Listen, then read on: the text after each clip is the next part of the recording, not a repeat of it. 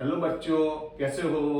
Welcome to Alpha Institute. मेरा नाम Pritesh sir है। मैं आपको फिजिक्स पढ़ा रहा हूँ। हमने पहला चैप्टर पूरा कंप्लीट कर दिया है। उसमें एग्जाम्पल और थियरी सब कुछ हो चुकी है। अगर आपको वो वीडियो देखने को बाकी है तो प्लेलिस्ट में रखे, उनमें से आप देख सकते हो। ये जो भी मेरी हैंड रिटन नोट्स है वो भी आपको लिखने की जरूरत नहीं है, वो भी आपको डिस्क्रिप्शन बॉक्स में मिल जाएगी। ओके, सबसे पहले अभी तक आपने सब्सक्राइब नहीं किया है तो सब्सक्राइब कर दो, तो जैसे ही मैं नया वीडियो रखूं कि तुरंत आपके पास पहुंच जाए। ओके, और आप ये वीडियो आपके मित्रों के पास भी आप शेयर करो और उनको भी सब्सक्राइब करवाओ। ओके, चलो आज हम कौन सी थियरी आ रहे हैं? Polarisation and electric susceptibility. Explain polarisation and electric susceptibility. तो ये पूरा पेज है वो पोलराइजेशन के बारे में है, और उसके बाद ये इलेक्ट्रिक ससेप्टिबिलिटी के बारे में है। तो बहुत बढ़िया, अच्छा सा 2 मार्क्स में ये क्वेश्चन आ सकता है। तो आपको पहले कौन सा क्वेश्चन है? Explain polarisation and electric susceptibility. पहले तो आपको ये पोलराइजेशन क्या है, तो पहले तो आपको उसकी डेफिनेशन तैयार करनी है। तो पोलराइजेशन यानी total dipole moment per unit volume is called polarisation.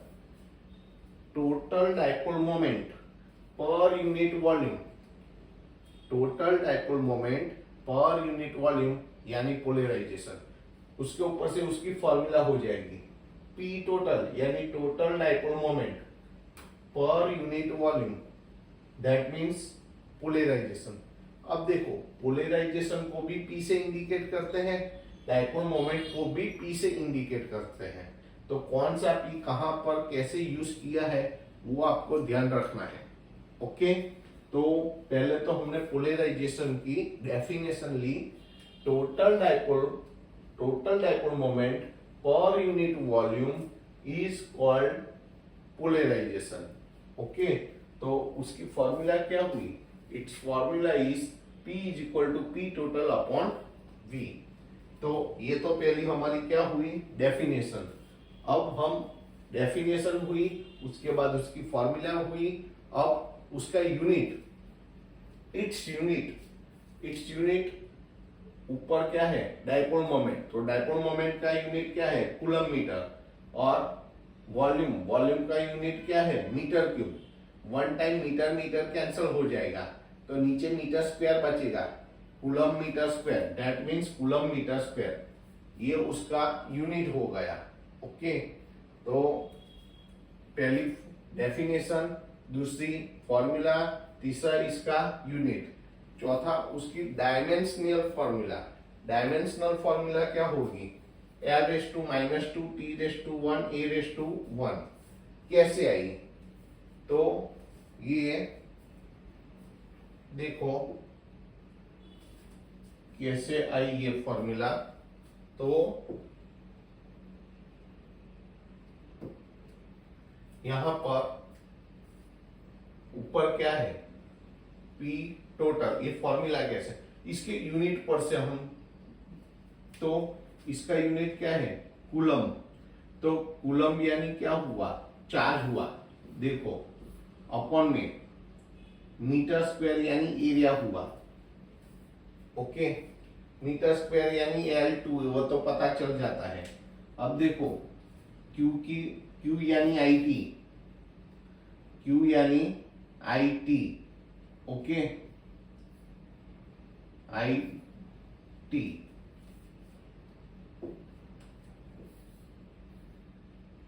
IT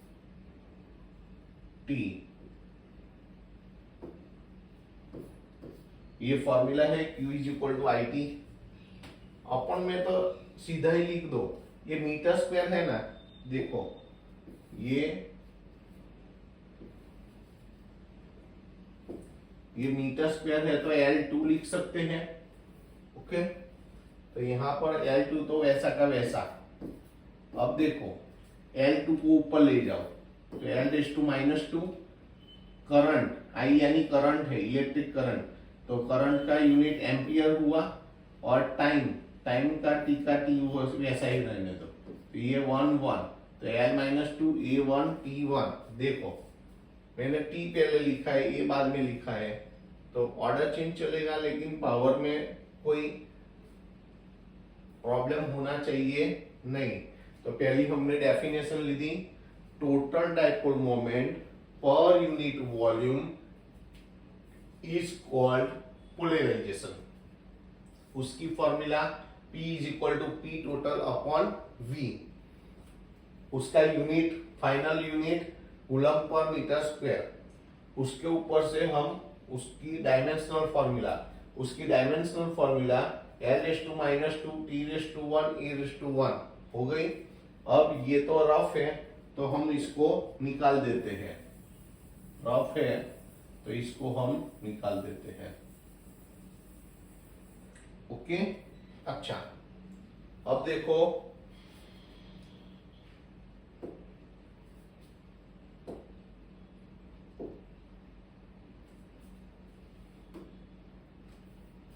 इसको निकाल दिया हमने। ओके, अब देखो यहां पर वो किसके पर डिपेंड करता है, तो दो फैक्टर पर डिपेंड करता है। कौन कौन से वो दो फैक्टर है? It depends on dipole potential energy, और दूसरा ये डाइपोल पोटेंशियल एनर्जी और डाइपोल थर्मल एनर्जी। कौन कौन से फैक्टर पर वो डिपेंड करता है? ये जो पोलराइजेशन है, इट यानी polarisation depends on dipole potential energy and dipole thermal energy. वो दोनों फैक्टर क्या इफेक्ट करते हैं? ये जो डाइपोल पोटेंशियल एनर्जी है वो क्या करता है? Due to this dipoles are arrange parallel with the electric field. ये जो डाइपोल पोटेंशियल एनर्जी है उसके कारण जो डाइपोल्स होते हैं वो इलेक्ट्रिक फील्ड के पैरेलल अरेंज होते हैं, और ये इसका उल्टा काम करता है। उसको जो प्रॉपर्ली अरेंज होते हैं पैरेलल, उसको वो तहस महस कर देता है, यानी अस्त व्यस्त, उसको रैंडम पोजीशन में ला देता है। तो देखो वही लिखा है, dipole thermal energy due to this arrangement of dipoles are disturbed. उसकी जो अरेंजमेंट होती है उसको वो डिस्टर्ब कर देता है। तो ये जो पोलराइजेशन है दो फैक्टर पर डिपेंड करता है। कौन कौन सा? तो पहला क्या है? Dipole potential energy and dipole thermal energy. Dipole potential energy है वो क्या करता है? तो due to this dipoles are arrange parallel with electric field. Electric field के पैरेलल डाइपोल्स को अरेंज करता है, और dipole thermal energy due to this, इसके कारण क्या होता है? तो arrangement of dipoles are disturb. उसका जो अरेंजमेंट होता है वो डिस्टर्ब हो जाता है। तो इतनी इंफॉर्मेशन आपको पोलराइजेशन के बारे में लिखना है। अब दूसरा लिखेंगे वो इलेक्ट्रिक ससेप्टिबिलिटी, उसके बारे में भी लिखा है ना, ये पोलराइजेशन के बारे में लिखा। पहली definition, total dipole moment per unit volume is called polarisation. उसकी formula P is equal to P total upon V। उसका unit coulomb per metre square. उसकी dimensional formula L⁻², T⁻1, E⁻1। वो किस किस पर डिपेंड करता है? तो दो फैक्टर है, dipole potential energy and dipole thermal energy. Dipole potential energy क्या करता है? तो उसके कारण dipoles are arrange parallel with the electric field, और डाइपोल थर्मल एनर्जी के कारण क्या होता है? Due to this arrangement of dipoles are disturb. Okay, तो आपको इतना क्लियर हो गया? ओके, तो ये 5 पॉइंट आपको उसके बारे में लिखना है। अब हम किसके बारे में पढ़ेंगे? Electric susceptibility. तो उसके बारे में देखते हैं। चलो, polarisation always proportional with the external electric field. ये जो पोलराइजेशन P होता है वो एक्सटर्नल इलेक्ट्रिक फील्ड E के साथ डायरेक्टली प्रोपोर्शन में होता है। Polarisation always proportional with the external electric field. तो उसको हम मैथमेटिकल फॉर्म में लिखते हैं, इक्वेशन फॉर्म में। तो P varies E directly variation, यानी P directly proportional with E ऐसा लिखा। ये प्रोपोर्शन निकालेंगे तो इक्वल टू आएगा और यहाँ कांस्टेंट आएगा। ये जो कांस्टेंट है इसको हम इलेक्ट्रिक ससेप्टिबिलिटी बोलते हैं। ये जो सिंबल है, ये जो फिजिकल क्वांटिटी है उसको हम इलेक्ट्रिक ससेप्टिबिलिटी बोलते हैं। लेकिन ये जो सिंबल है, इस सिंबल को हम काई बोलते हैं। क्या बोलते हैं? काई, काई, KAI। क्या बोलेंगे हम? काई। देखो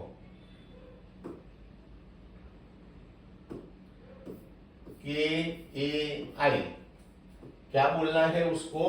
काई E। लगता तो x के माफिक ही है, लेकिन इसका जो ये एंड है उसको एक्सटेंड करना है ऐसे, एक छोटा और एक ऐसा बड़ा, ये काई E।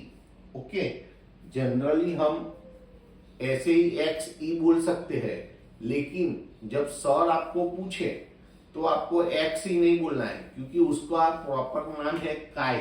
तो काई E, हम भी काई E ही बोलेंगे। ओके, तो ये जो सिंबल काई E है वो कांस्टेंट है, उसको हम इलेक्ट्रिक ससेप्टिबिलिटी बोलते हैं। ओके, तो देखो वेयर काई, ये थोड़ा लंबा होना चाहिए। Okay, chi is a constant characteristics of dielectric. वो क्या है?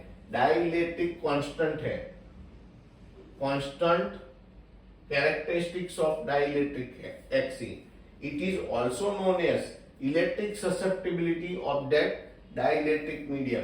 वो डाइलेक्ट्रिक मीडियम के लिए क्या है? इलेक्ट्रिक ससेप्टिबिलिटी है। ओके, उसका रिलेशन जो Xe है, Xe बोलो या काई, उसका रिलेशन हम molecular properties of the substance के साथ निकाल सकते हैं। देखो यहां लिखा है relation between chi E and the molecular properties of the substance can be derived। वो दोनों के बीच में काई E और molecular properties of the substance, दोनों के बीच का हम रिलेशन डिराइव कर सकते हैं। ओके, तो इतना आपको इसके बारे में, इलेक्ट्रिक ससेप्टिबिलिटी के बारे में, ये हमने रफ में लिखा है, तो इसको हम कैंसिल कर देते हैं। ओके, तो इतना आपको इसके बारे में लिखना है। ये कैंसिल कर दिया,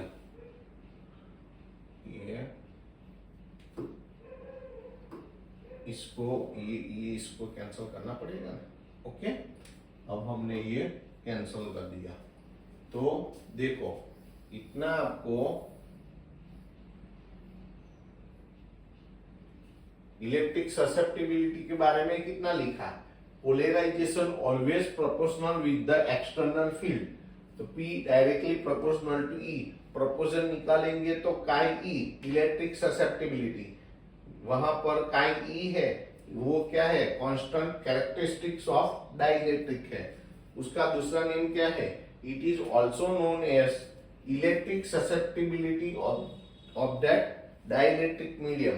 और उसका रिलेशन किसके साथ हम डिराइव कर सकते हैं? Relation between chi E and the molecular properties of the substance can B derive. तो ये पूरा क्वेश्चन हो गया पोलराइजेशन एंड ससेप्टिबिलिटी। 2 मार्क्स में आ सकता है।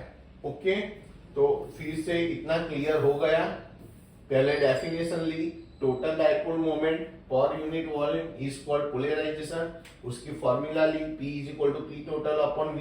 उसका यूनिट लिया कूलम पर मीटर स्क्वायर। उसकी dimensional formula L⁻², T⁻1, A⁻1। वो किस किस फैक्टर पर डिपेंड करता है?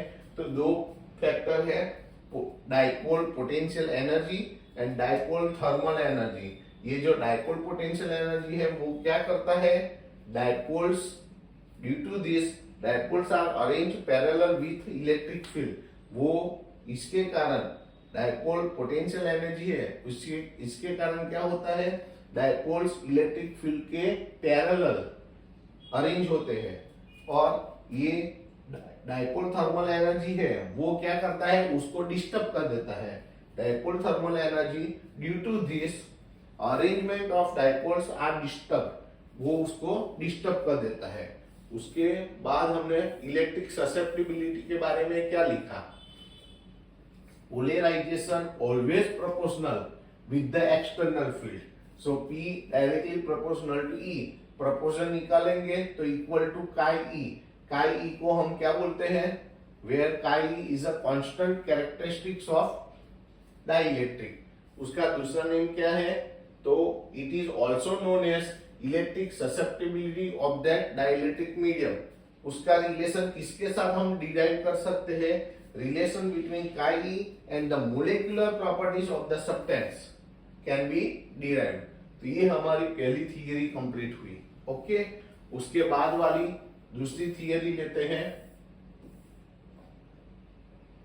देखो, how does the polarised dielectric modify the original external field in it. हमें ऐसा पूछा है, अगर कोई पोलराइज्ड डाइलेक्ट्रिक हमने लिया है तो उसके अंदर जो ओरिजिनल इलेक्ट्रिक फील्ड है, ओरिजिनल एक्सटर्नल फील्ड है, वो कैसे मॉडिफाई होता है। मॉडिफाई यानी कैसे चेंज होता है, उसमें क्या चेंज आता है।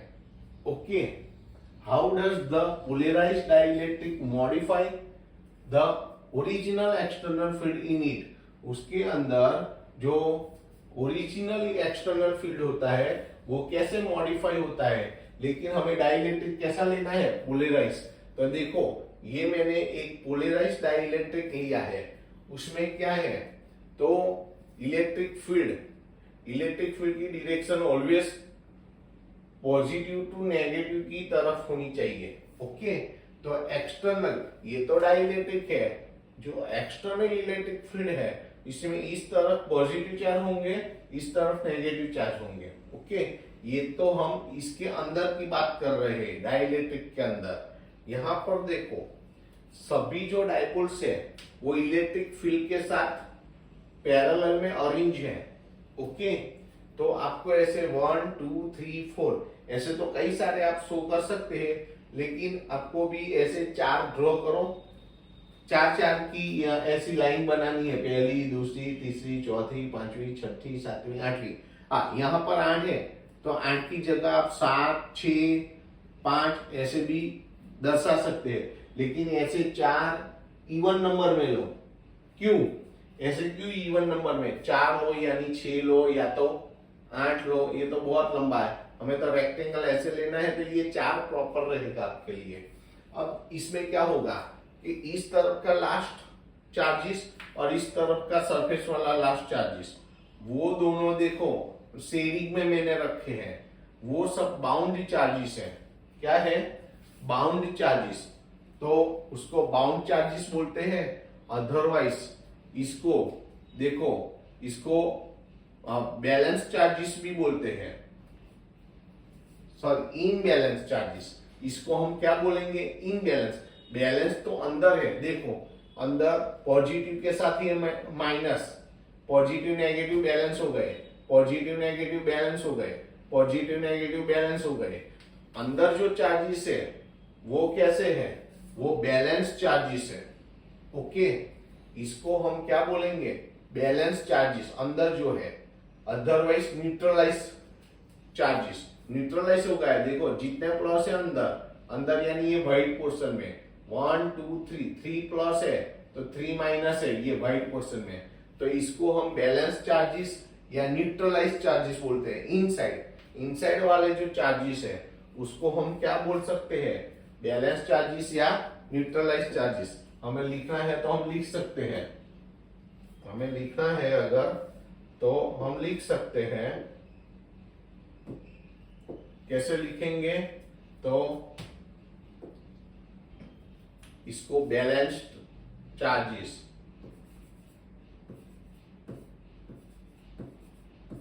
Balance charges. अदरवाइज उसका दूसरा नेम है ये न्यूट्रलाइज है, तो इसको हम न्यूट्रलाइज चार्जेस भी बोल सकते हैं। तो न्यूट्रलाइज चार्जेस,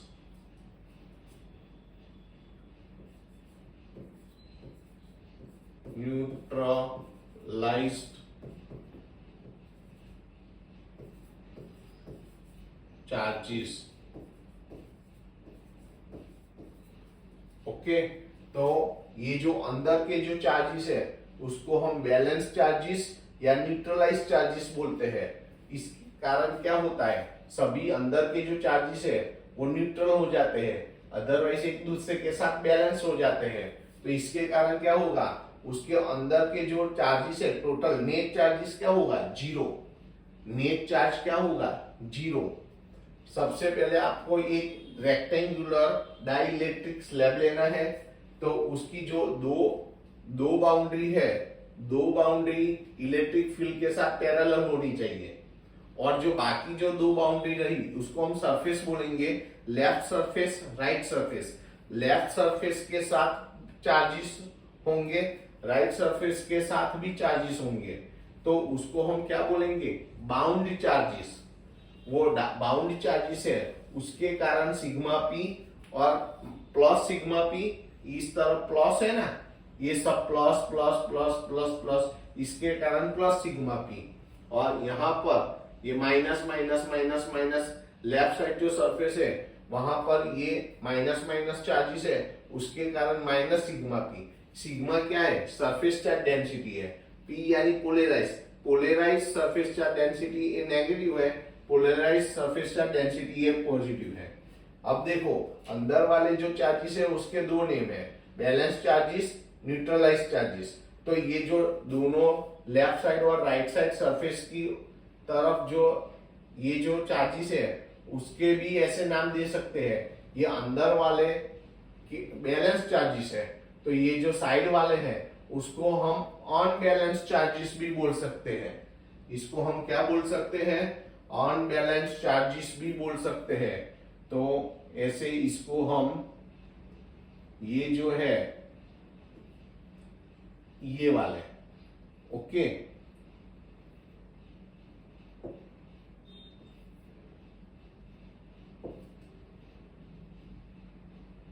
ये वाले जो है ये, तो इसको हम, ये बैलेंस चार्जेस है तो इसको हम क्या बोलेंगे, ऑन बैलेंस चार्जेस। तो ऑन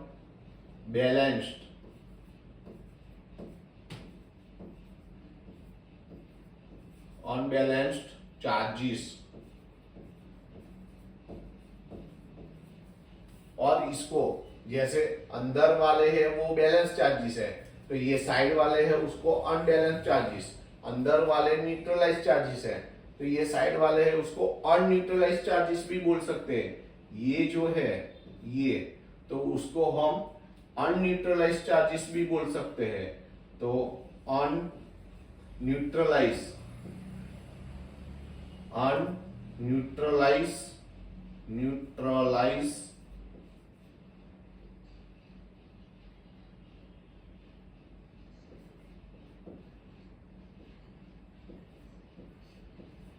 अनन्यूट्रलाइज चार्जेस।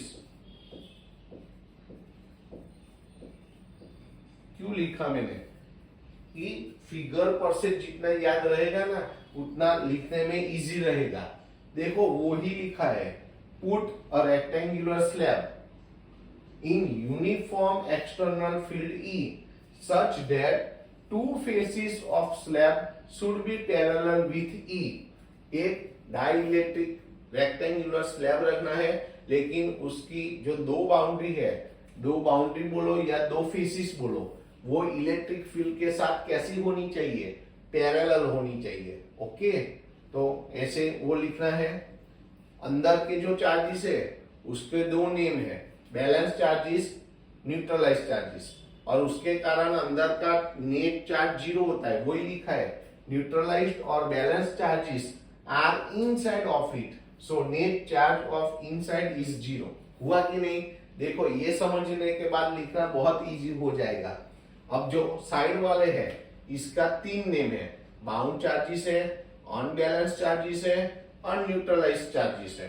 तो देखो, but at the left and right surface of the slab are unneutralised और unbalanced charges, it is also known as bound charges. देखो इसके तीन नाम हुए। उसके कारण क्या होता है, इसके कारण ये प्लस सिग्मा पी और माइनस सिग्मा पी क्रिएट होते हैं। Due two of this electric field is induced inside which opposite. अब देखो इसके कारण ये प्लस और माइनस सिग्मा पी क्रिएट होते हैं और उसके कारण अंदर इलेक्ट्रिक फील्ड इंड्यूस होता है। Due to this electric field is induced inside which opposite to the external electric field. ये जो प्लस और माइनस सिग्मा पी क्रिएट होते हैं बाउंड चार्जेस के कारण, उसके कारण अंदर इलेक्ट्रिक फील्ड क्रिएट होता है, इंड्यूस होता है, और वो अंदर वाला इलेक्ट्रिक फील्ड जो ये एक्सटर्नल इलेक्ट्रिक फील्ड है, बाहर वाला है, उसका ओपोज करता है। कब तक करेगा, जब तक वो इक्वल नहीं हो जाता तब तक। तो वहां तक तो क्या करता है, इसकी इफेक्ट क्या करता है, एक्सटर्नल इलेक्ट्रिक फील्ड की इफेक्ट डाउन करता है। तो ये लिखा है कि नहीं, which opposite to the external field, so inside electric field will be reduce.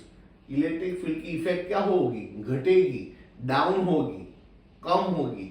Okay, तो हमें मॉडिफाई, क्वेश्चन क्या था कि ओरिजिनल इलेक्ट्रिक फील्ड है उसमें क्या मॉडिफाई होगा, क्या चेंज आएगा। तो फाइनली क्या होता है, inside electric field will be reduce. तो ये मॉडिफाई हुआ, ये चेंज हुआ। ओके, तो आपको ये थियरी भी इंपॉर्टेंट है। क्वेश्चन प्रॉपर्ली, फिगर भी आपको प्रॉपर्ली ड्रॉ करना है, और ये पोलराइजेशन की डायरेक्शन है। ओके, पोलराइजेशन तो ऑलवेज नेगेटिव तो पॉजिटिव होते हैं। ओके, अब देखो यहाँ पर जो फिगर है, सब लोग फिगर ड्रॉ करने में बहुत सारा टाइम वेस्ट कर देते हैं। तो आपको फिगर की प्रैक्टिस ज्यादा करनी है, थियरी में कुछ नहीं है।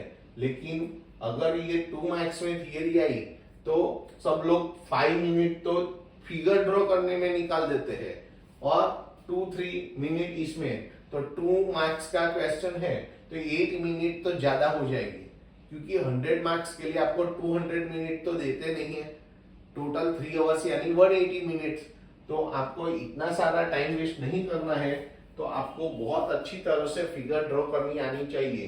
तो उसकी आप प्रैक्टिस ज्यादा करो और जल्दी से जल्दी यानी स्पीड में और प्रॉपरली फिगर आए वो आपको प्रैक्टिस करनी है। ओके, अच्छा, उसके बाद हम नई थियरी लेते हैं। ये क्या हो गया, ओके, अब ये निकाल दिया। उसके बाद वाली सबसे बड़ा इंपॉर्टेंट टॉपिक आया है इस चैप्टर का, एक्सप्लेन कैपेसिटर्स एंड कैपेसिटेंस।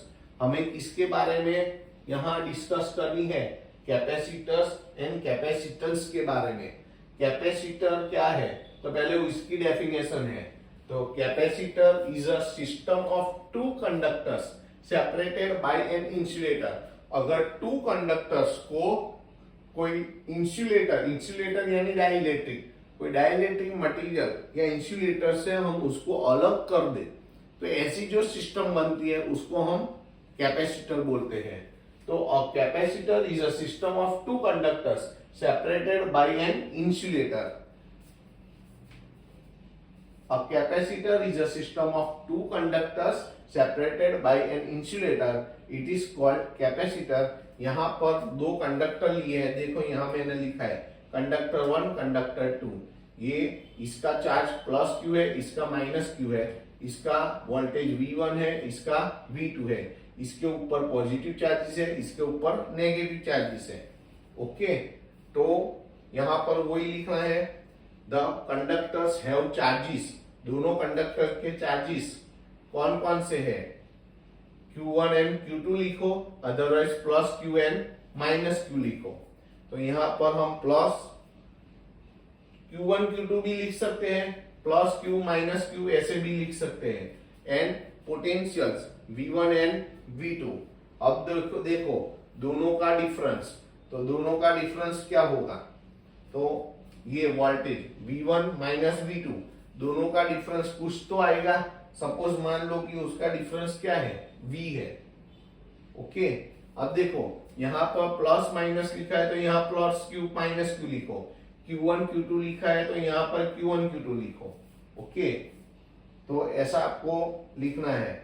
अब देखो ये तो कैपेसिटर्स के बारे में हुआ, ये कैपेसिटेंस क्या है, तो कैपेसिटेंस यानी efficiency of storage of charge. तो ये जो कैपेसिटर है, ये जो सिस्टम है, उसमें क्या होता है, चार्जेस का स्टोरेज होता है, और उसको चार्ज को स्टोरेज करने की जो एफिशिएंसी है, उसका जो मेजरमेंट है, उसको हम कैपेसिटेंस बोलते हैं।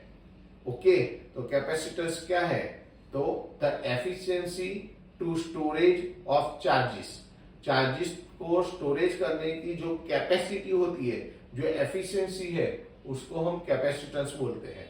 ये जनरल मीनिंग हुआ। उसकी डेफिनेशन हम इस तरह से नहीं देंगे, उसकी डेफिनेशन हम इसके बाद वाले पेज में देते हैं। पहले तो कैपेसिटर की डेफिनेशन क्या है। अब capacitor is a system of two conductors separated by an insulator. आपको ऐसी फिगर ड्रॉ करनी है, कंडक्टर 1 कंडक्टर 2, इसमें charge Q1 Q2 otherwise plus और minus charge, voltage V1 V2, इसके ऊपर पॉजिटिव चार्ज है, उसके ऊपर नेगेटिव चार्ज है, ये सब नीचे एक्सप्लेन करना है। दोनों जो वोल्टेज है उसका डिफरेंस सपोज V है, ऐसा ले लेना है। ओके, ये जो फिगर है, फिगर प्रॉपरली, अब देखो इसमें ये जो कंडक्टर है उसका कोई प्रॉपर शेप ऐसा ही ड्रॉ करना है, ऐसा नहीं है। आप सर्कुलर प्रॉपर राउंड भी कर सकते हो। ओके, कोई भी शेप ले सकते हो, ऐसा नहीं है कि ऐसा ही शेप निकालना है आपको। ओके, चलो उसके अगला वाला पेज देखते हैं। तो यहाँ पर जो कंडक्टर्स है, दो कंडक्टर्स थे ना, उसमें जो चार्जेस होते हैं वो वोल्टेज के साथ डायरेक्टली प्रोपोर्शन में होते हैं। जो चार्जेस होते हैं वो वोल्टेज के साथ कैसे होते हैं, डायरेक्टली प्रोपोर्शन में। और जब हम ये प्रोपोर्शन निकालेंगे तो कांस्टेंट आएगा C, और C को हम क्या बोलेंगे, कैपेसिटेंस बोलेंगे। यहाँ पर C को हम क्या बोलेंगे, कैपेसिटेंस। तो C को सब्जेक्ट करो, V डिवाइड कर दो Q upon V, C is equal to Q upon V। इसके ऊपर से हम डेफिनेशन निकालेंगे।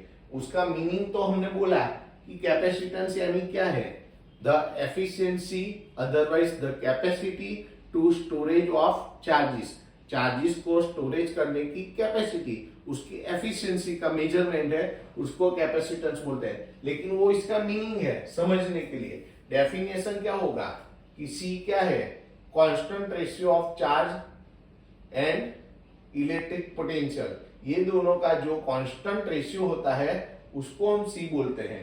रेशियो कांस्टेंट होना चाहिए, इसकी वैल्यू भले अलग अलग हो। मैंने इसकी वैल्यू 2 ली और इसकी 4 ली, तो 2/4 यानी 1/2। अब मैं वैल्यू चेंज कर देता हूँ, ऊपर 8 लेता हूँ, नीचे 16 लेता हूँ, फिर भी 8/16, तो 8 बन जाएगा, 8 2 जा 16, तो 1/2 आएगा। ऊपर 100 लू, नीचे 200 लू, फिर भी 1/2 आएगा। तो वैल्यू पर डिपेंड नहीं करता है, Q और V के वैल्यू पर डिपेंड नहीं करता है, ये रेशियो पर डिपेंड करता है। तो Q और V की वैल्यू पर डिपेंड नहीं करता है, वो लिखा है यहाँ देखो, it depends only on the geometrical. वो हाँ देखो, C is independent of Q and V, वो Q और V की वैल्यू पर इंडिपेंडेंट है, वो डिपेंडेंट नहीं है, वो तो रेशियो पर डिपेंडेंट है। ओके, इसके अलावा किसके ऊपर डिपेंडेंट है, it depends only on the geometrical configuration. Geometrical configuration यानी तो जो कंडक्टर्स है उसका शेप कैसा है, उसकी साइज कैसी है, वो दो कंडक्टर्स के बीच में सेपरेशन कितना है कैपेसिटर में, उसके ऊपर उसकी कैपेसिटी यानी उसका कैपेसिटेंस है वो डिपेंड करता है। ओके, कैपेसिटर है वो मैंने आगे भी बोला था कि फैन होता है, फैन के अंदर भी एक प्लास्टिक की डब्बी टाइप होता है, वो जब भी मैकेनिक आए फैन वाला तो उसको बोलना कि मुझे कैपेसिटर निकाल के दिखाओ, तो वो दिखाएगा। और हर एक डिवाइस में अलग अलग कैपेसिटर होते हैं। ओके, तो हर एक में इतना छोटा ही होगा ऐसा जरूरी नहीं है। देखो यहाँ पर C is called capacitance of the capacitor. C is independent of Q and V. It depends on the geometrical configuration. Geometrical configuration में कौन कौन सा पॉइंट आ जाता है? तो shape, size and separation. Okay. It also depends on the nature of the insulator. Insulator means device. Dielectric. Dielectric material का उसका nature कैसा है, नेचर के अकॉर्डिंग भी कैपेसिटेंस डिसाइड होता है. तो ये किस किस के पर डिपेंड करता है? तो जियोमेट्रिकल कॉन्फ़िगरेशन यानी उसका शेप कैसा है, उसकी साइज कैसी है, उसका सेपरेशन कैसा है. और किसके ऊपर डिपेंड करता है? Nature of the insulator. और किसके ऊपर डिपेंडेंट नहीं है? तो C is independent. Independent means not dependent on Q and V. वो तो उसके रेशियो पर डिपेंड करता है. ये बहुत इंपॉर्टेंट फॉर्मूला है, ये आपको प्रॉपर्ली याद रखनी है. C is equal to Q upon V. उसका एसआई यूनिट. तो एसआई यूनिट क्या है? एसआई यूनिट यानी system of international unit of capacitance is 1 farad.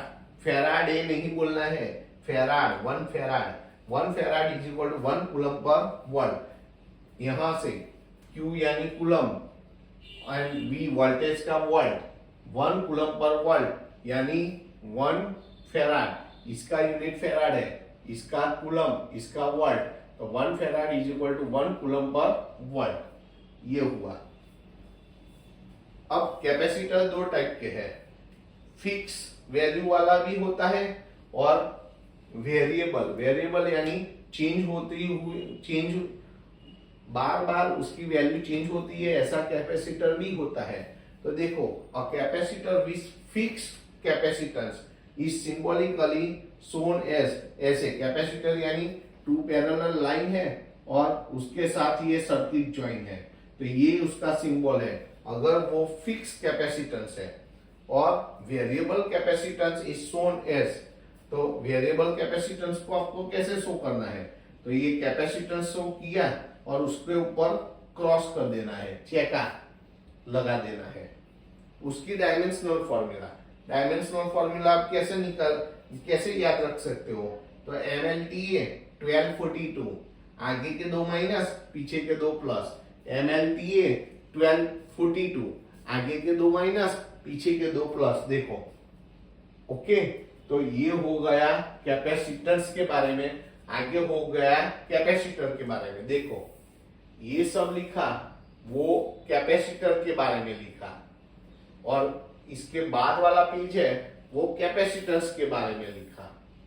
तो दोनों प्रॉपर्ली तैयार कर देना है. अभी देखो, उसके स्मॉल यूनिट्स है, कैपेसिटेंस के स्मॉल यूनिट्स. तो उसके स्मॉल यूनिट क्या है? 1 माइक्रोफेराड यानी 10⁻⁶ फेराड. 1 नैनोफेराड यानी 10⁻⁹ फेराड. 1 पिकोफेराड यानी 10⁻12 फेराड. जो 1 फेराड है वो सबसे बड़ा यूनिट है. वो इतना यूजेस नहीं होता है जितना कि ये जो स्मॉल यूनिट्स है ना, उसका यूज ज्यादा होता है. ओके. तो और वो किसमें, ये जो कैपेसिटर्स है जनरली किसमें यूज होते हैं? तो capacitors are used in AC circuit. जिस डिवाइस में एसी सर्किट होती है वहां पर चार्ज को स्टोरेज करने के लिए आपको कैपेसिटर यूज करना होता है. ओके. अब देखो, ये थियरी कंप्लीट हो गई. ये एक्स्ट्रा है. एक्स्ट्रा जो ये नॉलेज है वो आपको एमसीक्यू के लिए जरूरी है. तो एक इंसुलेटिंग प्रॉपर्टी है. जो डाइलेक्ट्रिक मटेरियल होता है, इंसुलेटर मटेरियल होता है, उसकी एक ये प्रॉपर्टी है.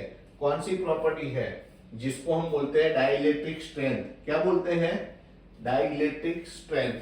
तो the maximum electric field that a dielectric medium can withstand यानी ओपोज कर सकता है.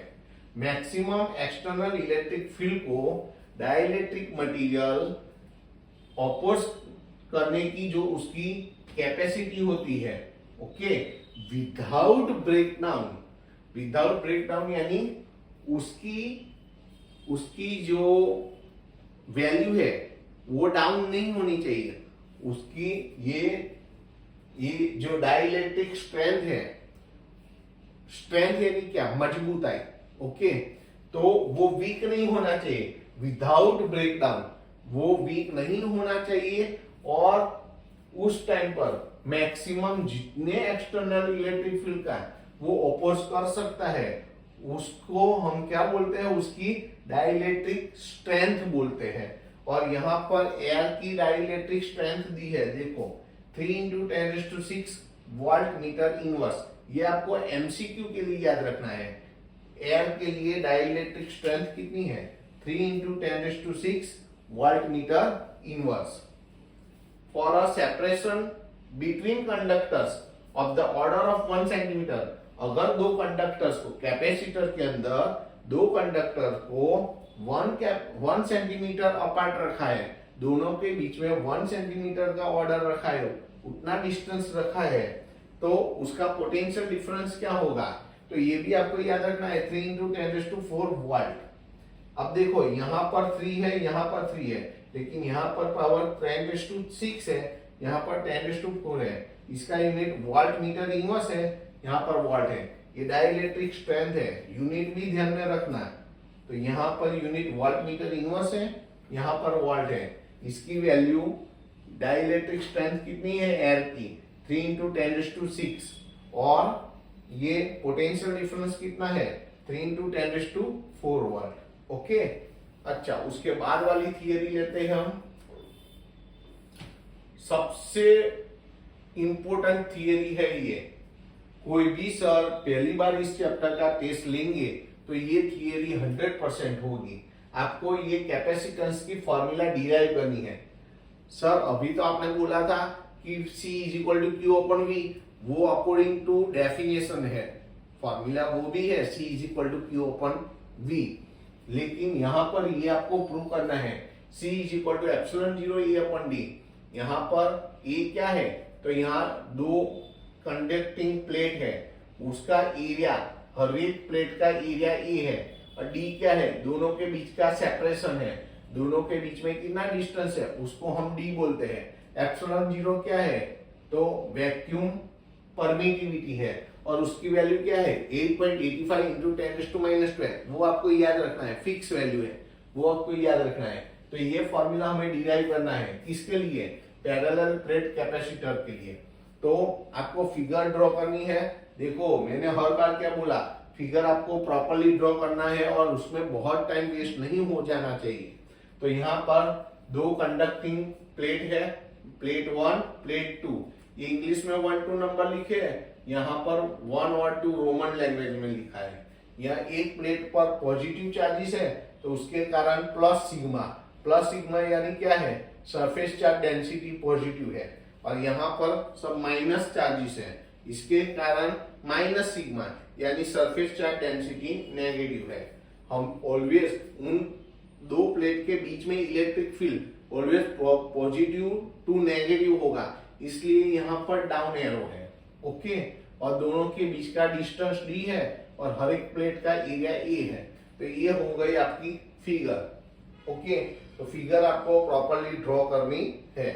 अब देखो यहाँ पर पहले तो Q = CV, कैसे, हमें अभी डेफिनेशन तो ली इसकी कि C = Q/V।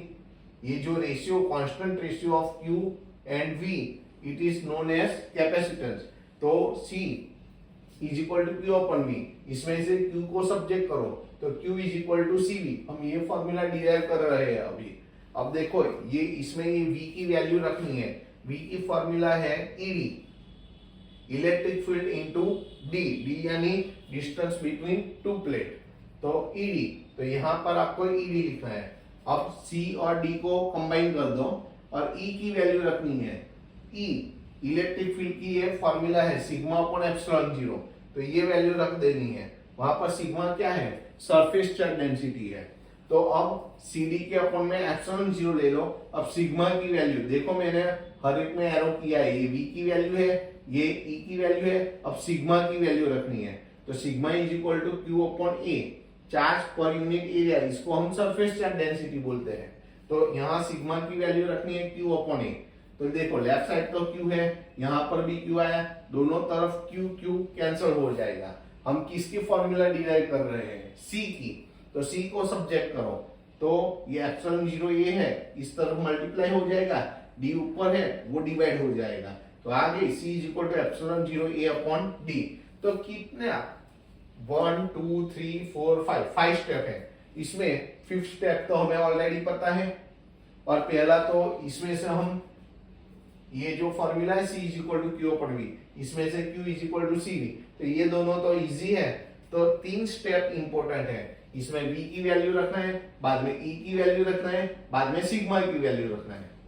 V की वैल्यू क्या आएगी, V यानी EV, E की फॉर्मूला क्या है सिग्मा अपॉन एप्सिलॉन 0, सिग्मा की फॉर्मूला क्या है Q अपॉन A, V की फॉर्मूला क्या है ED, E की फॉर्मूला क्या है सिग्मा अपॉन एप्सिलॉन 0, सिग्मा की फॉर्मूला क्या है Q upon A, Q cancel करो, C को सब्जेक्ट करो, आ जाएगी। कितनी इजी थियरी है, और सर ने तो क्या बोल दिया, ये चैप्टर का बिग बॉस है, ये सबसे बड़ी इंपॉर्टेंट थियरी है। कोई भी सर पहली बार टेस्ट लेंगे तो ये थियरी 100% आएगी आएगी आएगी। ओके, तो देखो सर ने इधर IMP भी लिख दिया है, तो ये थियरी आपको एकदम प्रॉपर्ली तैयार करना है। चलो उसके बाद लेते हैं हम, देखो यहां पर explain effect of dielectric on capacitance, dielectric की कैपेसिटेंस पर क्या इफेक्ट होती है।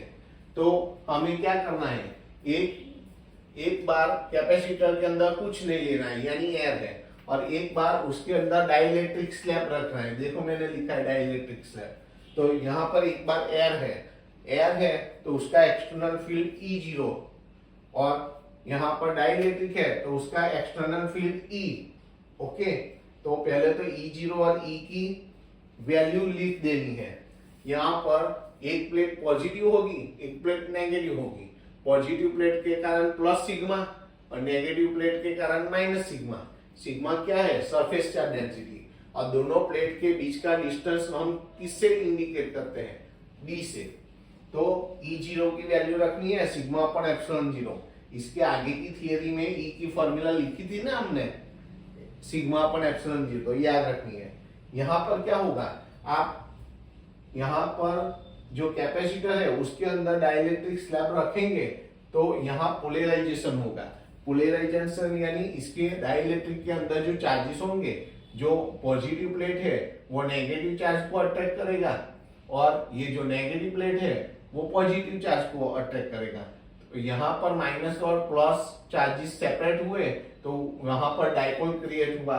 डाइपोल यानी यहाँ पर पोलराइजेशन हुआ, तो माइनस है उसके कारण माइनस सिग्मा पी, यहाँ प्लस चार्जेस है अंदर तो प्लस सिग्मा पी। ये तो है ही प्लस सिग्मा माइनस सिग्मा, तो ऐसे ये प्लेट के कारण, ये जो दो प्लेट है उसके कारण plus sigma P plus sigma minus sigma, और डाइपोल के अंदर जो चार्जेस सेपरेट हुए उसके कारण minus sigma P plus sigma P.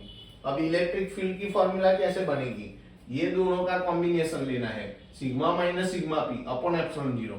तो देखो दोनों का इलेक्ट्रिक फील्ड, जब अंदर डाइलेक्ट्रिक फील्ड नहीं था तब E0 is equal to sigma upon epsilon 0। यहाँ पर अगर डाइलेक्ट्रिक फील्ड रखते हो तो पोलराइजेशन हुआ, तो यहाँ पर ये कॉम्बिनेशन लेना है, यहाँ ओनली सिग्मा लेना है, यहाँ पर sigma minus sigma P upon epsilon 0 लेना है। अब ये कितना होगा, ये दोनों का सब्ट्रैक्शन कितना होगा, तो ये दोनों का सब्ट्रैक्शन जो ओरिजिनल जब डाइलेक्ट्रिक फील्ड नहीं रखा था तब जो सरफेस का डेंसिटी थी उसका डिवाइड बाय K जितना, K क्या है डाइलेक्ट्रिक कांस्टेंट है, उसकी वैल्यू आपको दे दी जाएगी, तो उसको K से डिवाइड करेंगे और जो वैल्यू आएगी उतनी होगी, यानी उसकी वैल्यू क्या हो जाती है, रिड्यूस हो जाती है।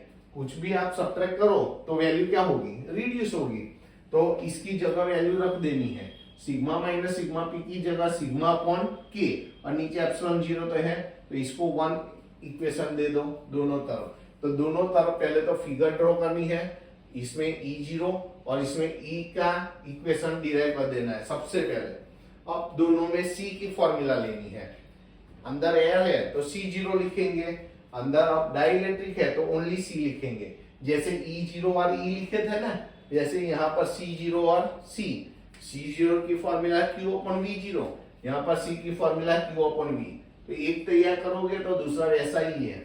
तो देखो कैपेसिटेंस की formula Q upon V0 taking, अब यहाँ पर आपको देखो ये दोनों की वैल्यू रखनी है, क्यू और वी जीरो की।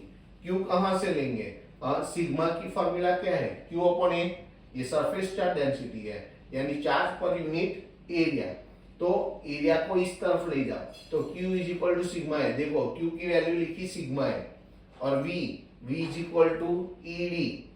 आगे इसके पहले फॉर्मूला आ गई। हम ऐसे भी जनरल याद रख सकते हैं, V इडियट है नहीं, लेकिन ऐसे हम याद, ये ट्रिक है याद रखने की। तो V is equal to E D, यहाँ V जीरो है तो E जीरो, देखो E जीरो रखना है, तो यहाँ वैल्यू रख दो। Q की वैल्यू सिग्मा है और V जीरो की वैल्यू E जीरो डी। अब आपको क्या करना है? E जीरो की वैल्यू यहां से रखनी है। E जीरो की जगह क्या लिखना है? सिग्मा अपन नीचे, सिग्मा अपन एप्सिलॉन जीरो, और ये तीनों वैसे के वैसे। अब क्या होगा? सिग्मा सिग्मा कैंसिल हो गए, अपन का अपन डिनोमिनेटर का अपन न्यूमरेटर में जाएगा, एप्सिलॉन जीरो ऊपर आएगा, तो एप्सिलॉन जीरो ए अपॉन डी, इसको इक्वेशन स्टार बोल दो, एक इक्वेशन दे दो। अब वैसे ही ऐसे ही सिंप्लीफिकेशन हमें इस तरफ करना है, लेकिन यहाँ सी जीरो था, यहाँ C is equal to Q upon V, यही दो फॉर्मूला लेनी है। तो एक बार मैंने यहाँ दर्शा दी, यहाँ दिखा दी है, तो मैं यहाँ फिर से लिखता नहीं हूँ। चलो Q is equal to sigma लिखा, और V is equal to E D, यहाँ जीरो जीरो नहीं लिखना है, ईडी। अब इसमें E की वैल्यू यहाँ इक्वेशन 1 में से, यहाँ E की वैल्यू सिग्मा अपॉन के एप्सिलॉन जीरो लिखना है यहाँ पर। तो यहाँ फ्रॉम इक्वेशन 1 ऐसा लिखना है आपको, लिखते हैं। चलो फ्रॉम इक्वेशन 1, तो फ्रॉम इक्वेशन 1 ऐसे लिखते हैं, फ्रॉम इक्वेशन 1 में से वैल्यू रखो। ओके, तो इक्वेशन 1 में से वैल्यू रखो, तो इक्वेशन 1 में से वैल्यू सिग्मा ए अपॉन डी तो लिखना ही है, सिग्मा ए अपॉन डी तो लिखना है। नीचे ई जगह सिग्मा अपॉन के epsilon zero, sigma sigma cancel हो जाएगा, डिनोमिनेटर का अपन ऊपर जाएगा, के एप्सिलॉन जीरो ऊपर, ए अपॉन डी तो है। अब देखो इसकी वैल्यू रख दो, एप्सिलॉन जीरो ए अपॉन डी की जगह देखो, तो एप्सिलॉन जीरो ए अपॉन डी की जगह हम क्या लिखेंगे? सी जीरो, तो यहाँ पर इसकी जगह सी जीरो, के सी जीरो। तो क्या चेंज हुआ कि अगर डाइलेक्ट्रिक फील्ड रखते हो तो उसका कैपेसिटेंस क्या हो जाता है? जब डाइलेक्ट्रिक फील्ड नहीं रखा था, डाइलेक्ट्रिक मटेरियल नहीं रखा था, तब जितना जो कैपेसिटेंस था उससे वो के गुना, के टाइम्स ज्यादा हो जाता है। के क्या है? डाइलेक्ट्रिक कांस्टेंट है, और उसकी वैल्यू आपको दे दी जाएगी। तो यही लिखना है उसका कंक्लूजन। दस कैपेसिटेंस इंक्रीज हो जाता है, कितना? के टाइम्स। कैपेसिटेंस इंक्रीजेस के times from its vacuum value. और ये के की अलग अलग वैल्यू है, वो एमसीक्यू के लिए। आपको थियरी यहाँ खत्म हो गई, ये लिखने की जरूरत नहीं है, साथ साथ में ये एमसीक्यू के लिए मैंने लिख दिया है कि इसमें से के को सब्जेक्ट करो, तो सी अपॉन सी जीरो, वैसे ही एप्सिलॉन अपॉन एप्सिलॉन जीरो। तो ये दोनों में जीरो जीरो नीचे आता है, लेकिन electric field E zero upon E zero, यानी जब डाइलेक्ट्रिक मटेरियल नहीं था कैपेसिटर में तब का इलेक्ट्रिक फील्ड, और ई यानी जब डाइलेक्ट्रिक फील्ड होता है तब का ई, दोनों का रेशियो। ये दोनों का रेशियो है कैपेसिटेंस और एप्सिलॉन। उसमें जीरो वाला पोर्शन नीचे आता है और इलेक्ट्रिक फील्ड में जीरो वाला पोर्शन ऊपर आता है। तो एमसीक्यू के लिए आपको तैयार रखना है। तो ये थियरी भी मेरी तरफ से आपको तैयार रखनी है। ओके, तो ये आपको तैयार कर देनी है। चलो, तो ये थियरी भी इंपॉर्टेंट है, देखो सर ने आईएमपी लिख दिया है। ओके, अच्छा, उसके बाद वाली थियरी लेते हैं। देखो इसमें क्या है, derive the formula for capacitors in series. जब कैपेसिटर सीरीज में होते हैं तब उसकी फॉर्मूला डिराइव करनी है। तो यहाँ पर दो कैपेसिटर, देखो ये C1 C2 कैपेसिटर्स में दो प्लेट होती है, एक पॉजिटिव एक negative, plus Q negative Q. यहाँ पर भी एक पॉजिटिव एक नेगेटिव, तो प्लस क्यू माइनस क्यू। यहाँ पर दो कैपेसिटर है, उसके बारे में हमें देखो, if C1 and C2 are in series combination, then उसका वोल्टेज क्या होगा, इसका वोल्टेज V1, इसका वोल्टेज V2 होगा, तो टोटल V कितना होगा, V is equal to V1 plus V2। V की वैल्यू रखो, तो V की वैल्यू कहां से आएगी, तो हमें C is equal to Q upon V होता है, देखो तो हमें C is equal to Q upon V ये पता है, तो इसमें से V को सब्जेक्ट करो, V इधर आएगा, Q नीचे जाएगा, तो V is equal to Q upon C, देखो Q अपन C, V1 है तो Q अपन C1, V2 है तो Q अपन C2, ओके, सब में Q है तो Q कैंसिल हो जाएगा, तो 1 upon C is equal to 1 upon C1 plus 1 upon C2, ये फॉर्मूला आ गई। ये रफ है तो हम फिर से निकाल देते हैं इसको, ओके। अब देखो, अगर ये तो दो कैपेसिटर है, अगर n कैपेसिटर है C1 C2 C3 dash dash dash Cn, अगर ऐसे n कैपेसिटर है तो उसके बारे में हम फॉर्मूला जनरली कैसे लिख सकते हैं, similarly if C1 C2 up to Cn are in series, then formula कैसी होगी, 1 upon C is equal to 1 upon C1 plus 1 upon C2 plus dash dash dash plus 1 upon Cn, तो इसकी formula हो गई। तो बहुत इजी थियरी है, लेकिन ध्यान रखो फिगर में ज्यादा वक्त नहीं बिगाड़ना है, ओके। सब लोग क्या करते हैं कि इसमें ज्यादा टाइम ले लेते हैं और बाद में लास्ट में पेपर छूट जाता है, आता हुआ 10 मार्क्स भी चला जाता है, ओके। तो आपको फिगर की प्रैक्टिस सबसे ज्यादा करनी है, और यहाँ पर plus charge minus charge, plus charge minus charge, plus charge minus charge ऐसे लिखना है, ओके। अब ये तो सीरीज कॉम्बिनेशन हुआ, अब इसके बारे में फॉर्मूला आ गई। अब पैरेलल कॉम्बिनेशन के बारे में हमें थियरी लेनी है, उसके बारे में हमें फॉर्मूला डिराइव करनी है। अब देखो, derive formula for capacitors in parallel, जब कैपेसिटर्स पैरेलल कॉम्बिनेशन में होते हैं तो कैसी फॉर्मूला होती है वो हमें डिराइव करनी है।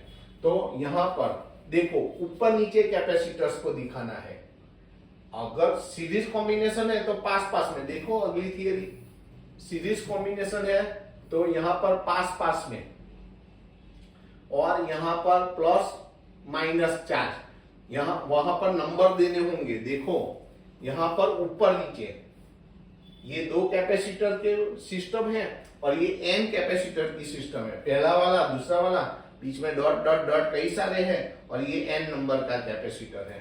देखो यहाँ पहला कैपेसिटर है तो plus Q1 minus Q1 plus Q2 minus Q2, यहाँ पर plus Q1 minus Q1 plus Q2 minus Q2 plus Qn minus Qn, यहाँ पर नंबर लिखने हैं 1 1 2 2, देखो। लेकिन जो सीरीज कॉम्बिनेशन है उसमें फिगर देखो, यहाँ पर सर ने नंबर नहीं डाले हैं, plus Q minus Q plus Q minus Q सारे में, तो ये ध्यान रखना है, ये मिस्टेक नहीं होनी चाहिए। यहाँ पर जो नंबर का कैपेसिटेंस होगा उसके अकॉर्डिंग आपको plus Q1 minus Q1 plus Q2 minus Q2 ऐसे लिखते हैं, ओके। और दो प्लेट के बीच का वोल्टेज क्या होता है, V होता है, देखो दोनों में। तो पहले if C1 and C2 are in parallel combination, अगर वो पैरेलल कॉम्बिनेशन है तो चार्ज क्या होगा, डिवाइड होगा, तो इसका चार्ज Q1 है, इसका चार्ज Q2 है, तो Q is equal to Q1 plus Q2।